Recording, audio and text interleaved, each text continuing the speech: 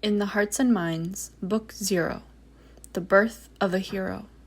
Story 1, We the People. What once had been a unified country broke in two. Uneven halves of the same toasted flatbread. Only one side retained the sharp cheddar slathered over its crispy top. Perched dangerously on a crunchy base, the fromage strained to keep its balance, while the flatbread's smaller half made do with the sparse, cheddary shavings unearthed during the break. In the gaping space of the in-between, an astonishing number of toasted crumbles and orange stuffing fell through. After descending into a plain of impenetrable darkness, the crumbles faded away, lost to memory, lost to time. Each shake of the fingers holding that destroyed appetizer freed more crumbs, more and more and more and more. Eventually, no traces remained of the break, or of the buttery, resplendent pieces that had been reduced to mere crumbs. We, the people, we, the crumbs. Each of us remembers the start of the break, though not two of our memories match. Some remember it as royal debris number 357 that officially recognized corporations as protected entities. Others wonder if it was the vicious bacterial strain of brucellosis and the resulting panic that led to the mass slaughter of thousands of cows. Was it the first shot of a rifle fired in anger? Maybe it was the terms of endearment as Truvia United Company restricted trade routes from reaching their little piece of the splitting flatbread? Each of us tells it differently. Our experiences range an entire spectrum. We were soldiers, nurses, school teachers, lawyers. We were farmers, blacksmiths, chefs, and miners. Wives, fathers, brothers, sons, husbands, mothers, sisters, daughters. We dreamed, we played, we laughed, we struggled. We can't agree on the start of the break. We've tried. It left us tired, angry.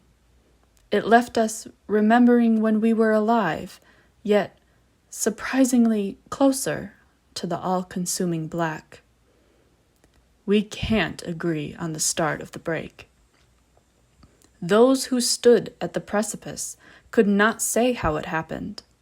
Those who orchestrated the dirty undertaking cannot say which ruse finally worked. However, we can agree on when the frosted appeared.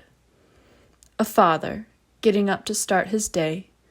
In the short time it took him to walk to his kitchen and start a pot of coffee, he'd exploded his house away, his kids along with it. We remember how clearly the air fell still, how thick it became, so easy to choke on, so easy to lose our footing, to wander astray as we navigated life after. The second frosted appeared west of the Gruyere, too, on that little, broken-off chunk of what had once been part of the proud and mighty fromage kingdom. This one set herself and several of her classmates on fire. The smell of burning flesh, at once like hickory-smoked meat and bloody, beguiling horror, reigned for days. The fire raged so effusively that a dense fog spread across the water to the larger half of the flatbread.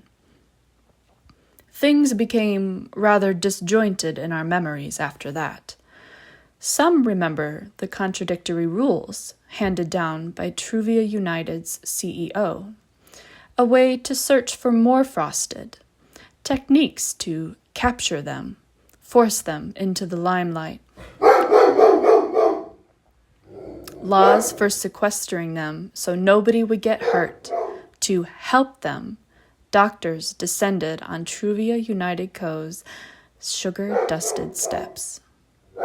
Others remember the faces of those taken away, their fear, their brightness, the youth in their 20s. What was happening to them? Those same faces returned drawn, wan, gray around the edges. We remember watching them walk tight in formation, marching to the Gruyère's banks. Some of us were close to the line when the war began, but soon enough, the rest were caught up in the bombshells, the bullets, the hailfire, the missiles, the artillery, the screaming, the whistling, the sirens, the hiding, the waiting. We gathered, crumb by crumb, onto this irreversible plain. Piecemeal bodies returned in shadowy entrails, though we left no shadows of our own. Now, we were the shadows. In the beginning, we couldn't help but follow the same tracks of our living footprints. We went to work, watched our coworkers scramble without us. We went home, watched our families cry without us.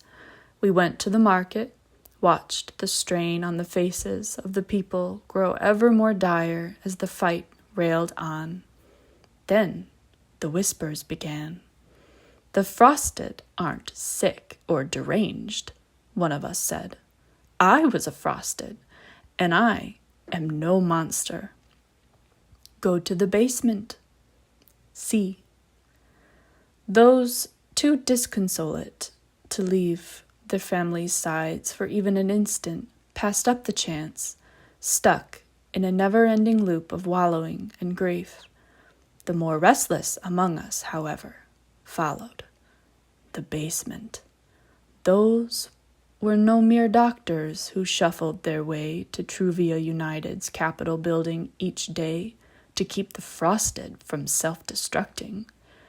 In horror, we chorused, passing it down the line of our ranks. How could they do this? How could we not have known? Why did nobody stop to question why?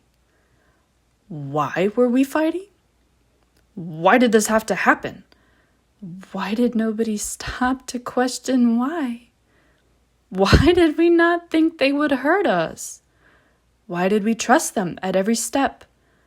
Why did nobody stop to question why? After the basement, we were left with questions.